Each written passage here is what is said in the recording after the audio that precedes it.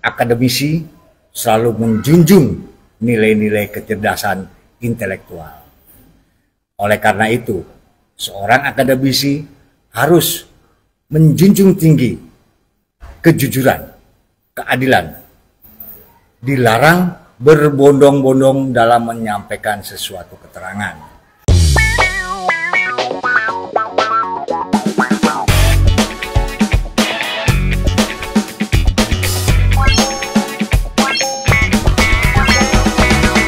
Ya, pemirsa, kali ini saya bersama tokoh politisi dan tokoh masyarakat, serta beliau juga seorang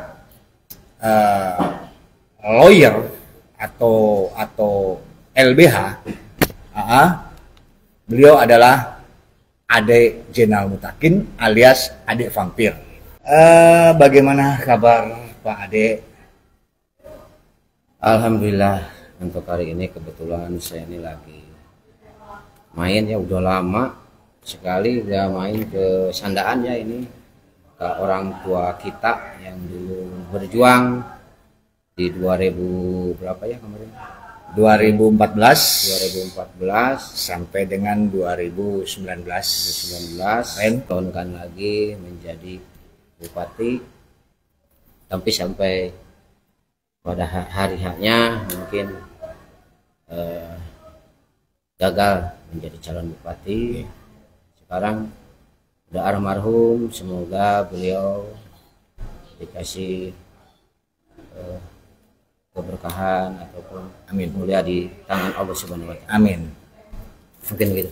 Ya, kebetulan saya ini lagi main lah udah beberapa tahun ya ke sini. Tapi tetap sama seperti ini. Ini sambil rileks ya ngomongnya ya. Rileks, kita ngobras, ngobrol bareng santai. Iya Kang Ade. Kita akademisi, itu perbedaan akademisi dan politisi untuk semua, biar semua bisa berubah dalam kepentingan rakyat. Itu menurut Kang Ade itu bagaimana? Kalau menurut saya ya, pengalaman saya dengan orang-orang yang punya intelektual seperti tokoh-tokoh nasional, Sugeng Waras, Gatot Nurmantio, Bang Egy Sujana, dan profesor-profesor lain dan dosen-dosen lain yang di Jakarta yang kebetulan bersahabat dengan saya ya. Secara pengalaman di politik ataupun pendidikan politik ya, menjadi politisi itu harus punya jiwa itu jiwa akademisi. Karena apa? Kalau punya jiwa akademisi itu di dalam mencalonkan menjadi wakil rakyat, pasti karena dia punya intelektual yang tinggi ya. Karena yang namanya akademisi itu jadi yang diutamakan itu nilai-nilai kejujuran, keadilan itu. Jadi yang dijunjung tinggi nilai-nilai keadilan. Nah, di sini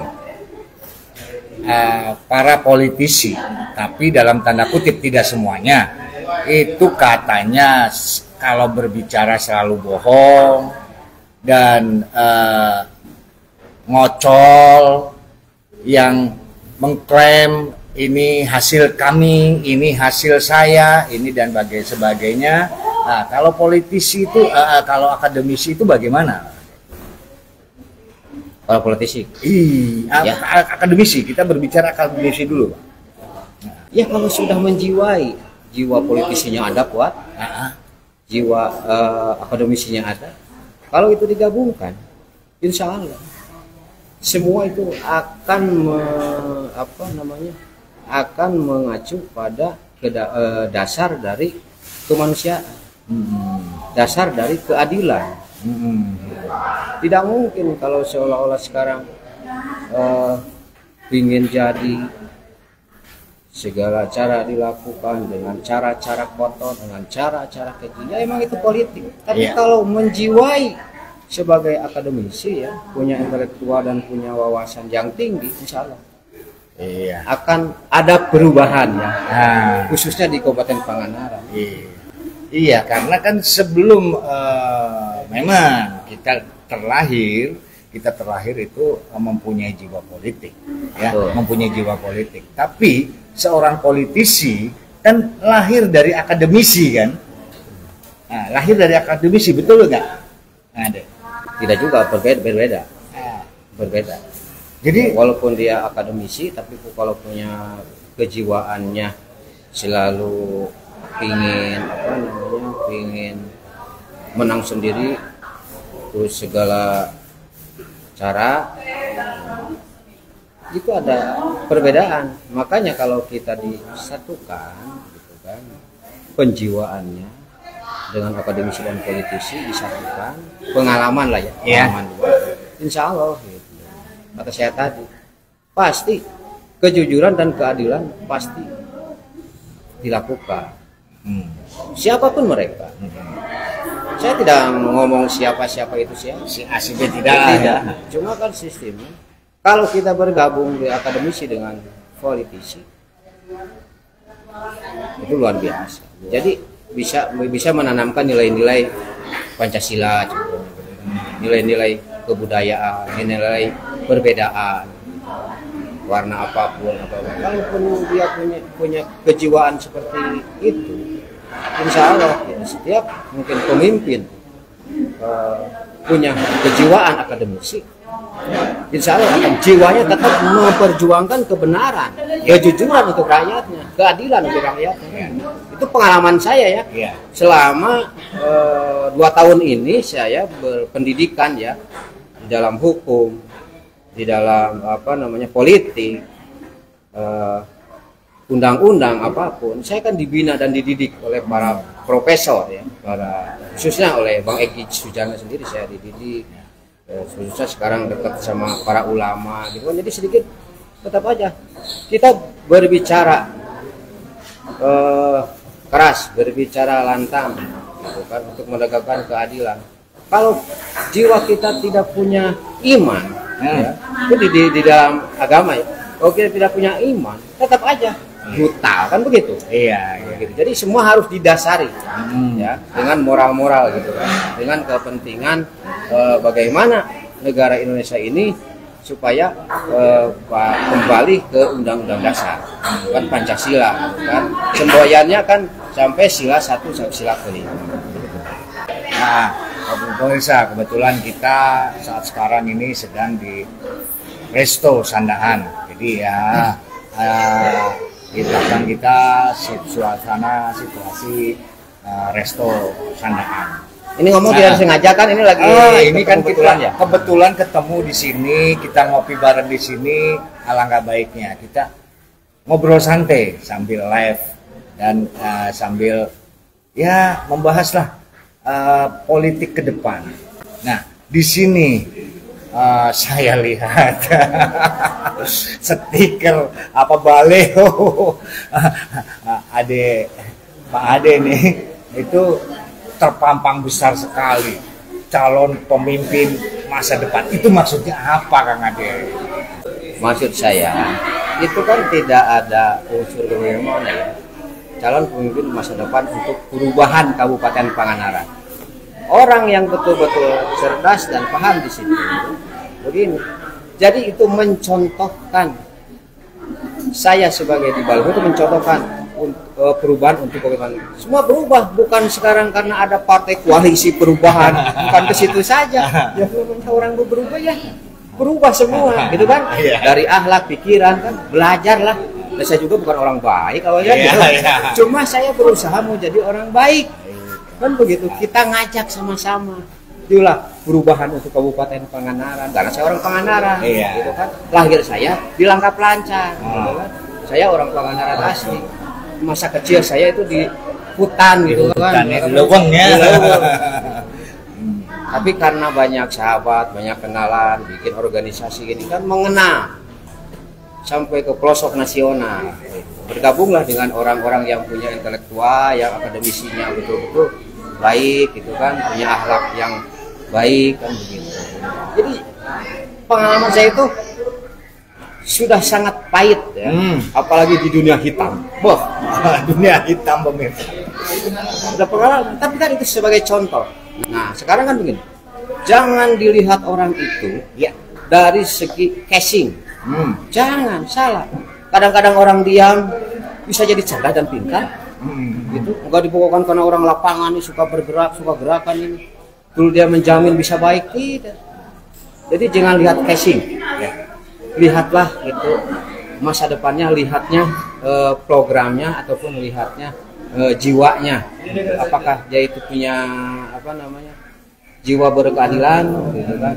Jiwa sosial kan gitu. Selagi mampu. Iya. Kalau tidak mampu jangan dipaksakan. Atau juga manusia. Yang penting kita ada itikat baik untuk perubahan Pangandaran yang lebih baik. Begitu.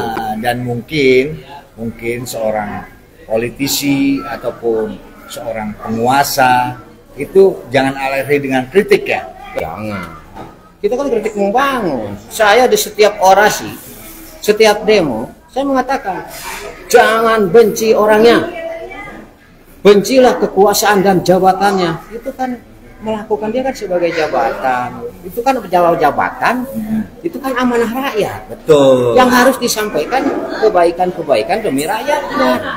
Kalau pribadinya jangan dibenci. Salah, kalau orang benci pribadinya itu salah. Kekuasaannya dan jabatan. Tapi dengan programnya, itu yang tidak baik apa baik gitu kan. Nah itu, jangan dibenci.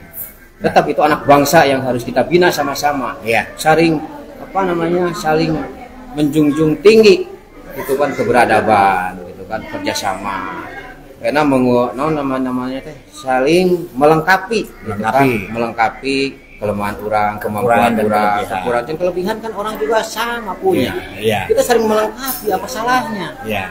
Salah kalau namanya kepemerintahan itu kritik membangun, benci. Saya juga yang ngerti tidak benci, saya melarang membenci orang. Salah itu membenci orang. Betul. Jangan seperti itu. Kita sama anak bangsa. Ya, apalagi sekarang kan tahun-tahun politik ya, tahun-tahun politik. Jadi banyaklah propaganda yang saling menjatuhkan, saling ini itu kalau menurut Ade yang sebenarnya dan sebaiknya dalam propaganda ataupun dalam ajakan kepada calon pemilih itu yang harus bagaimana kan? Itu beda-beda kepala, itu beda-beda karakter. Tapi kalau sistemnya orang yang menonton seolah-olah kita bersaing tidak sehat di dalam politik, itu karena kemampuan SDM dan intelektual. Kadang-kadang satu dapur juga berbenturan. Nah itulah kurang. Jadi seolah-olah merasanya aing pemampu ya nyokot suara batu. Itu tiba ada partai tapi apa aing telah mampu menyokot itu partai sorangan. Nah itulah jadi kurangnya wawasan, kurangnya kebersamaan. Gitu kan. Kalau rakyat kan menilainya sekarang ini mana yang baik, yang penting mana yang ngasih uang, yang penting saya coblos, itu kan begitu. Nah itu Kang Ade, di situ pun kita bisa menyampaikan kepada masyarakat. Jadi masyarakat pun jadi harus diberi pelajaran politik dan akademisi lah yang harus turun ke masyarakat supaya masyarakat pun bisa memahami dan mengerti makna daripada demokrasi atau pemilihan. Bukannya begitu? Iya. Nah, mungkin Kang Ade, mungkin ada sedikit pesan untuk para politikus dan akademisi serta masyarakat dalam menghadapi tahun politik. Saya mengharapkan kepada masyarakat ya, seluruh Indonesia ya, khususnya di Kabupaten Pangandaran. Kalau masalah pilihan itu kan demokrasi ya. Cuma masyarakat harus paham demokrasi seperti apa. Apakah demokrasi ini sehat? Apakah tidak sehat? Secara bersaing kan di situ. Ya mudah-mudahan masyarakat ya dari mulai sekarang itu bisa memperbaiki pilihannya. Ya. mana yang lebih baik untuk kita. Karena apa? Karena ini jangan sampai uang 200.000, uang 100.000 itu jabatannya 5 tahun. Masa cuma lemah uang 200-300.000 contohnya. Itu masyarakat jangan seperti ini. Walaupun itu saudara, keluarga, kalau jadi pemimpinnya salah, tidak amanah, ya jangan dipilih. Ngapain? Karena kan butuh kepemimpinan ini yang betul-betul bisa membawa rakyatnya ke arah yang lebih baik. Perubahan khususnya di bidang ekonomi. Nah, terusnya begini. Pemerintah wajib membina ya masyarakatnya untuk mencerdaskan masyarakat. Wajib pemerintah. Kan cuma buat apa sekarang di pemerintahan ada dinas pendidikan, ya kan? Ada dinas kesehatan. Itu tugas pemerintah. Ya, tugas pemerintah. Malah sekarang kan banyak juga. Ini ada dewan, ya. Ini dari dewan nih untuk masyarakat membangun jalan, contohnya di desa. Ini tuh dewan ini, dewan A, dewan B misalnya. Jadi yang dijual oleh yang kepentingan itu pribadinya, jangan. Dewan aja digaji ku rakyat. Iya, betul kan? Nah, sekarang begini, itu uang rakyat. Kenapa? Kadang-kadang ada yang menjual ini dari rekomendasi dewan. Rekomendasi dewan itu wajib. Iya. Ya, rekomendasi anggaran siapapun wajib karena kinerjanya mereka, bukan kinerjanya rakyat. Tapi tolong rakyat jangan dibodohkan dengan bahasa-bahasa itu. Itu salah. Namanya membodohkan rakyat, itu bukan pencerdasan rakyat. Nah, begitulah. Kalau pemikiran akademisi ya seperti itu. Ya, itu menurut saya. Kalau menurut orang lain nggak tahu. Nah, silakan. Ya, ini menurut saya karena kan semua juga dilindungi undang-undang berbicara gitu kan. Untuk kebaikan ini, apalagi ini untuk kebaikan kok, untuk perubahan paradigma kan begitu.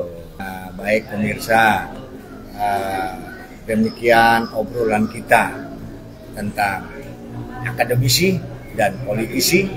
Mudah-mudahan obrolan kita yang secara santai ini bisa bermanfaat dan berguna. Silakan pemirsa yang bisa mengambil dan pemirsa yang bisa menilai.